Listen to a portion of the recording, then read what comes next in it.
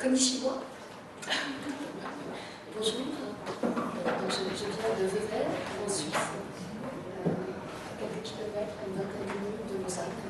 Et j'œuvre pour une association qui s'appelle la Suisse Raconte, qui a pour objectif de promouvoir et préserver le patrimoine culturel oral et la diversité par le partage de récits.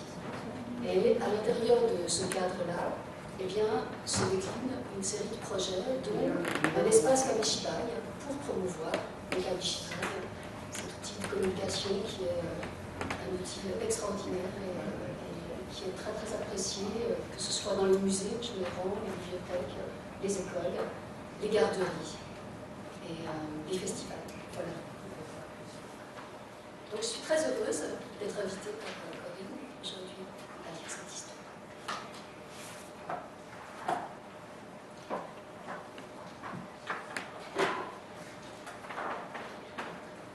Le texte est de Nathalie Adlan.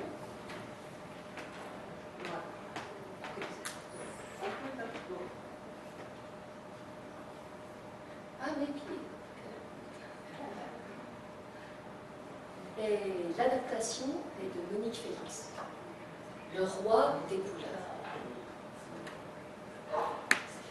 Je vous emmène au pays de papier blanc.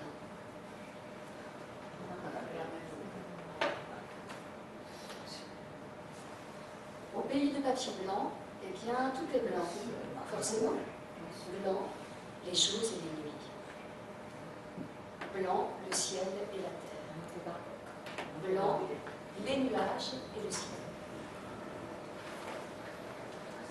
Arbres, maisons, routes, tout est blanc. Blanc, les gens, petits et grands. Et les animaux.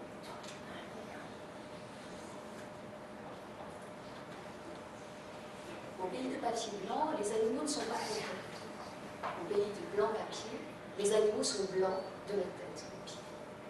Du blanc, encore du blanc. C'est barbant. Du blanc, toujours du blanc. C'est salissant. Et puis, blanc sur blanc, c'est affolant. On ne trouve même plus sa maman. Seul le calme Léon me dit rien. C'est que le blanc lui va bien. As-tu vu son sourire à coin? Un jour, plus blanc que blanc, une surprise les attend.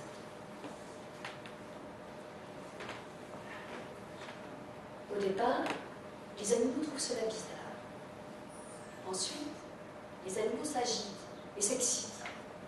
Bleu, rouge, jaune, brun, vert, noir, la belle histoire. Au revoir, blanc brouillard. Ce sera la fête ce soir. Seul le calme Léon ne dit rien. Il va, il vient, il ne sait pas bien ce qui lui va au teint. Changer, c'est compliqué. Choisir, facile à dire. Ça répond, se dit Léon. Allons voir, sans faire d'histoire, comment chacun barbouille et gribouille.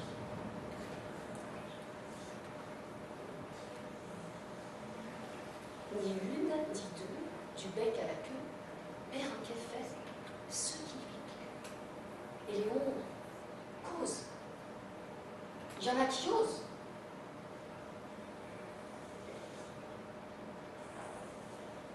Patouille, patatouille. Grenouille en verre se mouille. Et Léon songe, il y en a qui plongent. Mouche chahute et chat chute. Poule tachée et toute fâchée. Voilà moucheter sa robe de mariée. Et Léon pense, pas de chance.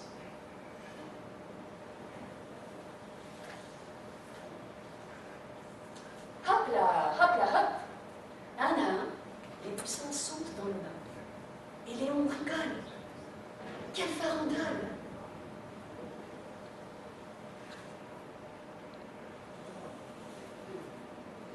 Tip-toup, tip-toup.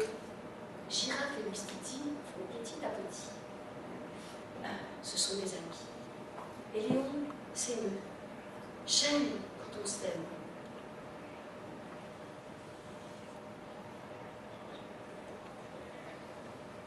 Siwa, Siwawa, Pingouin pour le soir enfile son manteau noir.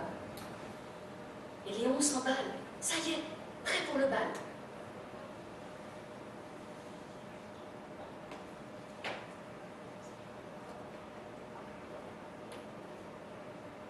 Et voilà, au pays de papier blanc, les animaux sont éclatants, resplendissants, appétissants. Comment? Quelqu'un est encore blanc? Parfaitement. Ça me répond, se dit Léon. Dans cette fête, où ai-je la tête? C'est vrai, moi aussi j'ai des couleurs. Couleurs d'ailleurs, couleurs bonheur, toutes les couleurs de mon cœur.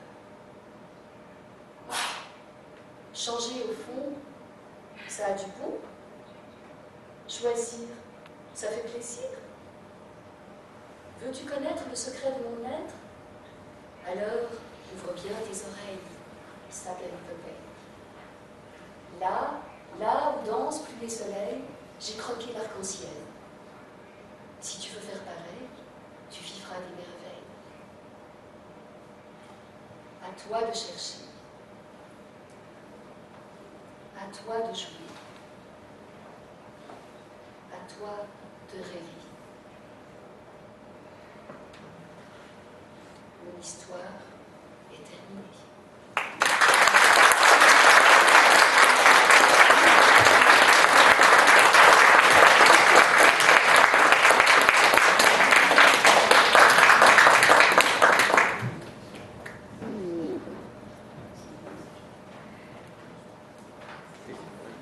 Voilà.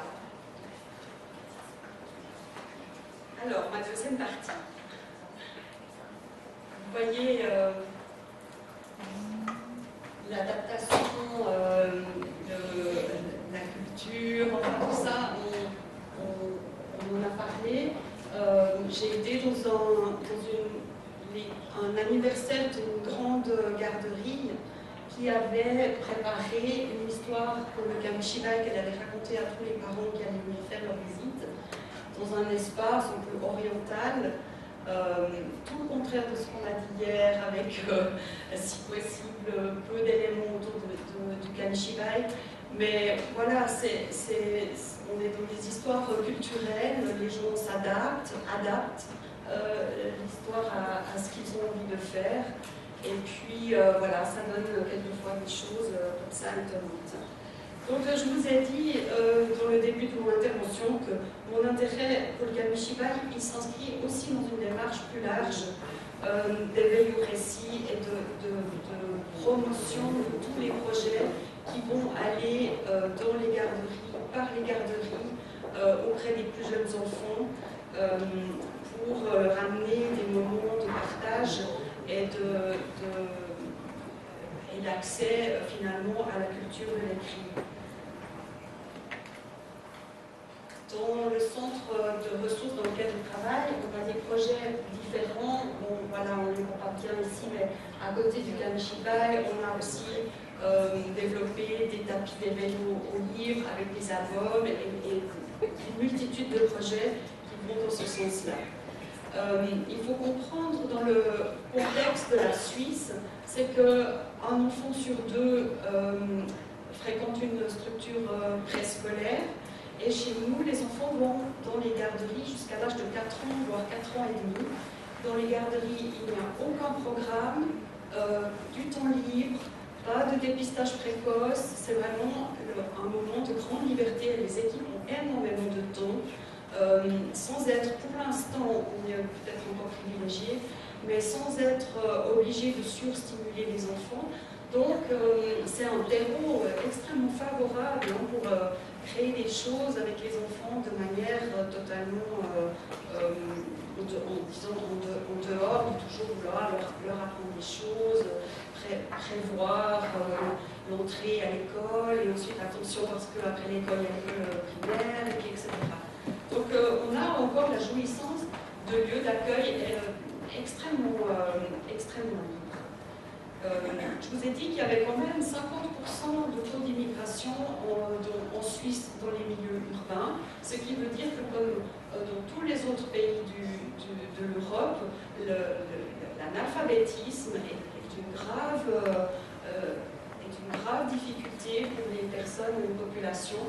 Et à travers toutes les modalités qu'on peut, en formation aussi, en formation initiale, des professionnels, on les rend sensibles à privilégier et pas privilégier, je ne trouve pas le terme, à considérer de manière vraiment importante la langue maternelle des enfants.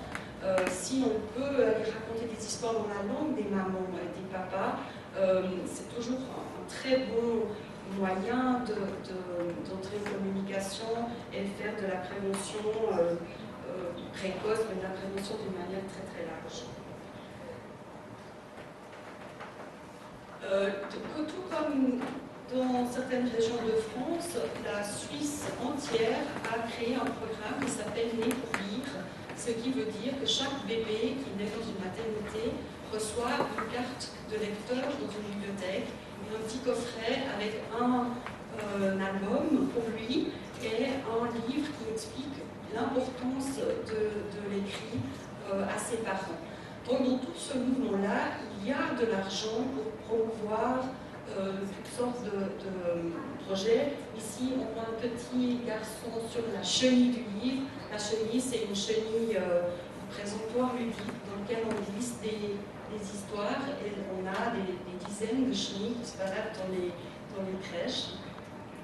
Et voilà. Si on veut que le kamishibai soit vraiment promu comme un outil, comme un support d'éveil, on doit absolument en parler aux éducatrices, aux bibliothécaires. Évidemment, les bibliothécaires sont vraiment très importantes dans toute cette mission de diffusion. Mais chez nous, dans ma structure, c'est les futures éducatrices de jeunes enfants qui vont venir toutes se former, soit bien sûr sur l'album et la littérature enfantine, et puis pendant leur formation, elles ont toutes une formation spécifique pour le kamishibai. Donc, ça fait 250 futures éducatrices par année. Ça fait vite après des années, des milliers d'éducatrices connaissent le kamishibai. Et puis, on a aussi développé toute une formation continue dans laquelle on inscrit également le kamishibai et viennent dans ces formations. Très souvent, d'ailleurs, on a un public mélangé parce qu'on ouvre aussi aux bibliothécaires, des bibliothèques qui font beaucoup d'animation avec les mamans, les papas et les jeunes enfants, et un public d'éducatrices. Dans le centre de ressources, on a, donc je vous dis, comme une bibliothèque, on a acheté tout ce qui nous semblait de qualité de ce qui existait, de l'histoire kamishibai, et on a un grand nombre d'histoires proposées.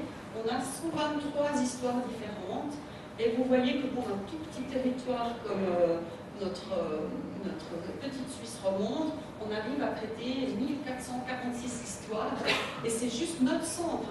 Je ne parle pas des bibliothèques qui, elles, font un gros travail. Maintenant, je me doute que les bibliothèques ne sont pas toujours ils ne traitent pas forcément très facilement leurs histoires, elles les utilisent souvent à l'interne pour des animations, parce que c'est peut-être assez contraignant de prêter ça au grand public. Quand il y a peu d'histoires, les histoires coûtent cher, et voilà, j'ai la peine à évaluer quelle est la quantité de prêts que les bibliothèques font, mais en tout cas, nous, on diffuse très très largement tout ce qu'on fait, sans parler des ventes d'histoires, parce que les équipes achètent aussi des histoires. On a aussi fait une promotion. La ville de Lausanne a offert des bouteilles à toutes les structures qu'elle subventionne, ça veut dire une 60aine de structures d'accueil, ont reçu en cadeau le bouteille, ce qui leur a permis après d'avoir, quand on a un bouteille dans la crèche, c'est plus simple aussi d'aller juste chercher des histoires. Et puis, ce que j'ai omis de dire dans la première partie, c'est que dans les années 1980, sont sortis les montres Flic-Flac. C'est une montre du groupe Swatch qui était destinée aux enfants, d'ailleurs ça existe toujours, c'est une montre très facile pour apprendre à lire. Et le groupe Swatch avait décidé, comme promotion de sa montre Flic-Flac, d'offrir des bouteilles kamishibai on voit dans toute l'arcuration. Donc on voit aussi que quand il y a une promotion comme ça, c'était une promotion sans but, oui, en but publicitaire, psychologique, mais du coup Taï n'était pas, n'avait pas de logo, rien du tout. C'était juste la volonté de promouvoir le kamishibai, et je crois qu'ils avaient payé pour l'impression des 4 saisons de Renard. Il y avait eu une histoire comme ça. Mais pour dire qu'à un moment donné, c'est vrai que ça donne un élan tout à fait intéressant pour promouvoir ces aspects de la littérature enfantine, parce qu'en achat, tout ça, ça représente des frais importants pour les équipes. Donc, on a parlé hier de comment on raconte à des tout petits. On voit ici dans une équipe avec des jeunes enfants, une éducatrice qui s'est tout simplement mise par terre. Il faut aussi dire que nous, on n'a pas toujours des locaux tellement, on n'a pas toujours tellement le choix de se mettre dans un environnement comme ceci ou comme cela. Quelquefois, il faut bricoler l'activité comme on peut. Et cette éducatrice prépare son histoire, doit certainement là être en train de parler au groupe d'enfants. Et l'histoire va commencer. Voilà, elle s'est mise comme ça, par terre. Les enfants sont assis sont assis. Et on voit bien quand même qu'elle a un œil très attentif sur ce que chaque enfant ressent. On parlait de collectif et d'individuel et d'individu. Je pense qu'elle fait un travail très important entre le collectif et l'individuel. Et je suis sûre qu'à la fin de son histoire, elle peut dire ce que chaque enfant, quand il avait les sourcils, est-ce qu'il a eu peur, est-ce qu'il était content, etc. Et en même temps, elle a cette vision du groupe. Là, elle est vraiment derrière l'histoire. Je sais pour des raisons pratiques, quelquefois, d'être décalée, c'est pas facile pour lire. Elle est vraiment derrière, mais comme elle est le nez au-dessus du théâtre, elle arrive très bien à voir ce qui se passe. Voilà, c'était un moment d'animation intime où cette première image que je vous ai montrée tout à l'heure montrait une structure qui avait vraiment fait quelque chose d'un peu oriental, une petite bougie et tout ça. On a aussi réalisé en dehors des éditions Paloma, mais complètement, ça nous arrive aussi de faire une histoire sur mesure, vraiment pour une structure particulière. Et là, on a sorti cette histoire qui n'est pas à vendre, parce qu'on a 4 lieux d'accueil avec des enfants autistes, des très jeunes enfants autistes, et on a pensé leur présenter une histoire extrêmement simple, où tout simplement ils doivent être un peu attentifs pour voir s'il y a un ours blanc qui va apparaître dans l'histoire. Et on a vraiment fait un tout petit tirage, un peu comme ça, et spécialement pour ces enfants-là auxquels on voyait des difficultés d'aller dans des grandes histoires trop longues. Et c'est 1, 2, 3 que je vois, qui est aussi dans la présentation. J'ai dit hier que j'avais lu récemment dans une revue de psychologie un article d'une personne qui s'appelle Dominique Rateau, que je ne connais pas du tout, mais je sais qu'elle fait des choses, qui a émis un peu une critique comme ça en disant mais qu'est-ce que c'est que tous ces gadgets que je découvre dans les crèches, kamishibai, enfin elle fait un mélange entre kamishibai, tapis de conte et tout ça. Et puis voilà, je lui ai répondu d'ailleurs, je me suis sentie attaquée, et puis j'ai trouvé qu'elle ne savait pas très bien, enfin je me doutais qu'elle ne savait pas exactement de quoi elle parlait quand elle a critiqué le kamishibai, puis qu'elle l'a mis dans un espèce de paquet de kits, de gadgets, etc. Et puis voilà, il faut aussi savoir que ça, il y a un petit débat autour de ça, que les gens pensent que quand on raconte des histoires avec le kamishibai, on est dans une espèce de consommation d'objets ou je ne sais quoi. Et voilà, malgré tout, c'était intéressant de savoir que quelqu'un, elle se posait la question du sens. Et je trouve que c'est légitime qu'on se pose la question du sens quand on fait des choses avec de très jeunes enfants. Mais voilà, il y a quoi discuter autour de ça.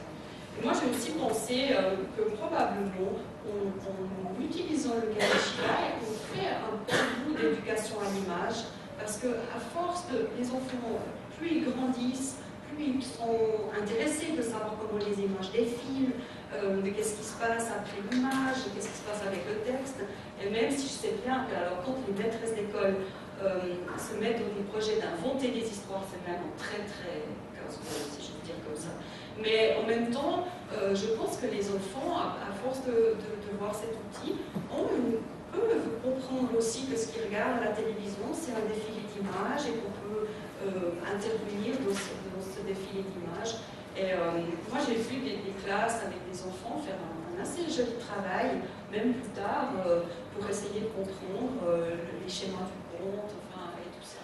Et j'ai regardé une fois sur Internet, en mettant simplement Kamishibai, et il y a des centaines et des centaines d'écoles, de classes qui font des choses finalement relativement intéressantes, peut-être au niveau de si on veut nous revoir ces histoires, mais qui leur permettent après de travailler une langue, de travailler des choses qui me paraissent très profitables pour tout le monde. Voilà, je finis avec mon intervention. Et je suis là toute la journée, j'espère qu'on pourra s'en parler. On va demander quand même s'il y a des questions à poser. Vous avez un micro devant vous. J'aimerais juste ajouter simplement faire part d'un témoignage.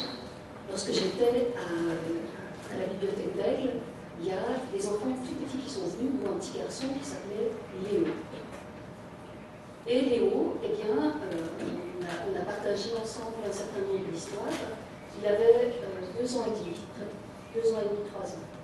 Et à la suite de quoi, il a commencé à inventer lui aussi un Kamishibai.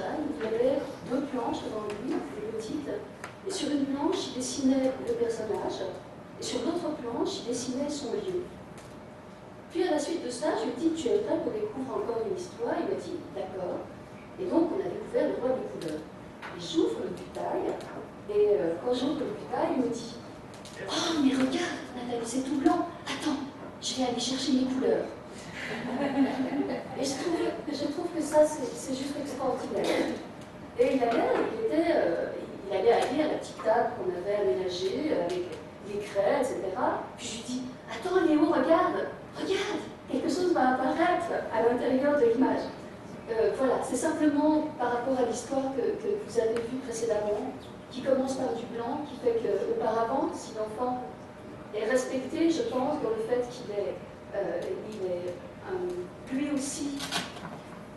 Je demandais d'être brève, Nathalie, parce qu'il va être l'heure, oui, là où il y a d'autres questions. Une personne qui est douée d'une intelligence et de formation du récit et a des histoires à raconter, eh bien, s'il est respecté dans ces habilités-là qu'il a, eh bien, il va, grâce au Kamishibai, être extrêmement participatif et nous révéler aussi ce que lui voit.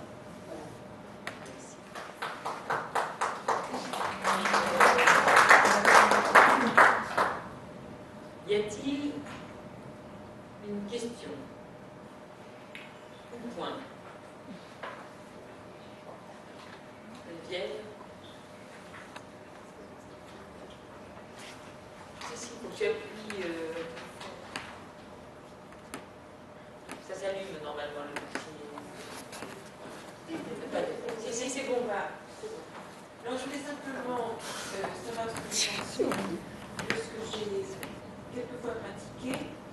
J'ai utilisé le Kamishibai dans la rue, selon les origines, c'est-à-dire qu'on fait de la bibliothèque dans la rue.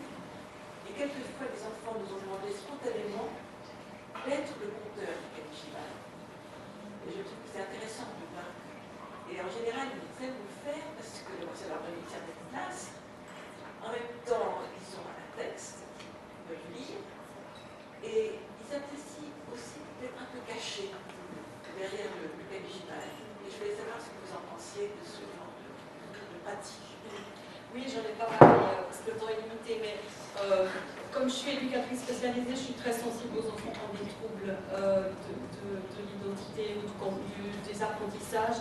Et moi, je n'hésite pas à leur dire, profite, cache-toi, si la lecture c'est si dur. Parce que justement, c'est un moyen, c'est une première étape, c'est pas, on va pas rester tout le temps caché. Mais je pense que pour un enfant qui a des problèmes de logopédie, de dyspraxie, enfin voilà, c'est difficile de lire devant les autres, alors les autres lèvent les yeux au ciel parce qu'ils crochent sur tous les mots. S'il est un peu caché derrière, malgré tout, il est protégé. Et c'est comme au théâtre Guignol, on est très désinhibé quand on a des marionnettes, on ose faire des choses qu'on n'ose pas faire autrement. Et moi, je trouve que si c'est utile pour l'enfant, alors je ne vois pas pourquoi on n'irait pas dans ce sens-là. Après, moi, je trouve aussi que comme ils ont la petite vignette, ils voient quand même l'image qu'elles font, même s'ils n'ont pas complètement la lecture, et qu'ils peuvent inventer. Et moi, j'aime, en tout cas, j'ai entendu une bibliothécaire ce matin dire qu'elle laissait les enfants jouer avec les histoires, et nous, on laisse les enfants jouer avec les histoires. On a demandé à l'imprimeur de les laminer, elles ont une couche, on peut les passer à la petite éponge, et c'est résistant, il faut qu'ils utilisent ça. C'est pas l'objet des adultes, sains, c'est comme, parce que si on le fait comme ça, on est comme quand on disait les beaux albums, on est tout en haut, et puis on vous laisse les catalogues pour regarder. Donc moi je ne peux pas aller dans ce sens-là. Voilà, moi je prends toujours parti des enfants.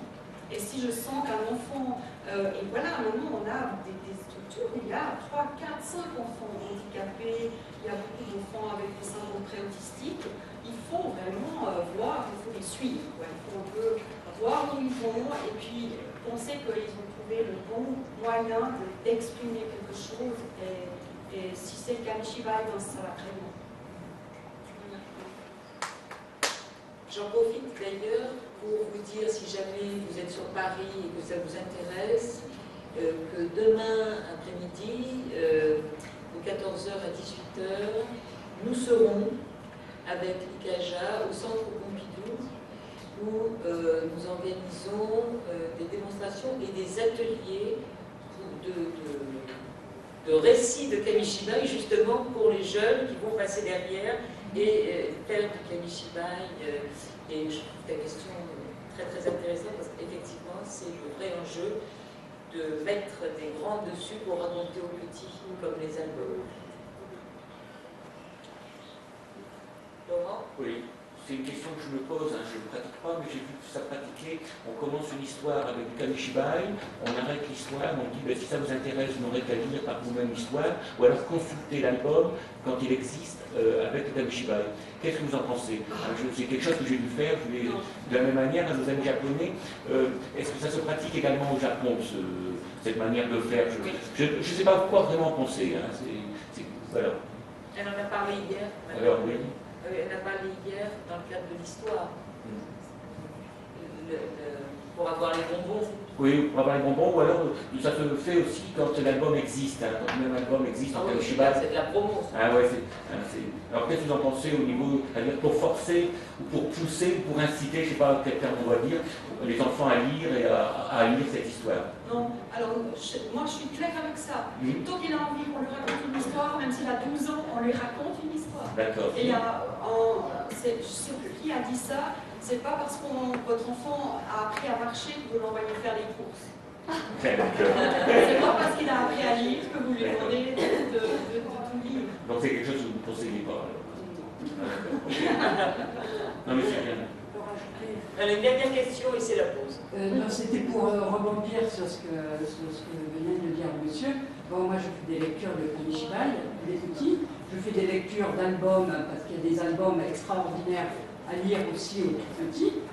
Et j'ai vu des petits de 2 ans devenir complètement fébriles devant le Butai parce qu'il n'y avait pas le support livre. Et j'ai vu un enfant qui était malheureux parce qu'il ne comprenait pas, il entendait l'histoire, il me voyait raconter l'histoire et il n'avait pas le livre. Il tournait autour et il cherchait le livre. Et donc j'ai souvent les deux. C'est-à-dire j'ai le Kamishibai, et dans mon panier, que je trimballe partout, quand je peux, il y a le support livre. Et j'ai vu cet enfant être rassuré parce qu'il pouvait s'imprégner de ce livre. Donc il a pris le livre et il a été rassuré parce que l'histoire après il avait pour lui, il pouvait se coucouner. Et pour continuer un petit peu, enfin, je voulais dire aussi que je fais des lectures de Kamishibai dans la rue. J'adore remettre le Kamishibai dans la rue. Tous les étés, je passe tous les étés dans la rue avec mon panier et dans des petits villages, parce que j'habite en Bretagne, dans les Pyrénées-Orientales. Donc je fais plein de lectures partout, dans tous les petits villages. Et ce que je trouve génial avec le Kamishibai, c'est que ça rassemble toutes les générations. Il y a les tout petits avec leurs parents, les grands-parents, et tout le monde se régale autour de ce Kamishibai. Donc ça rassemble toutes les générations confondues. Et dans la rue, moi j'adore être dans la rue. Mais on n'a pas parlé de la contrainte, et ce qui est clair, c'est que l'enfant ne doit pas être contraint. Non. Si ça ne lui va pas, ça ne lui va pas.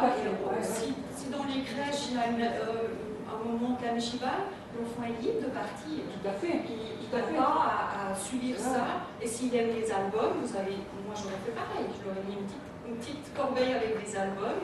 Il pouvait tout à fait avoir un album dans les mains tout en écoutant votre histoire. Voilà. Je ne sais pas, c'est vrai que c'est moins contenant qu'un album avec un adulte à côté. Mais là, cet enfant, je l'avais eu à 4 mois en train de lui faire des lectures, donc il ne comprenait pas que d'un seul coup, j'étais avec ça, quoi. Avec le Kamishibai. Voilà, c'est une petite expérience. Merci de votre témoignage.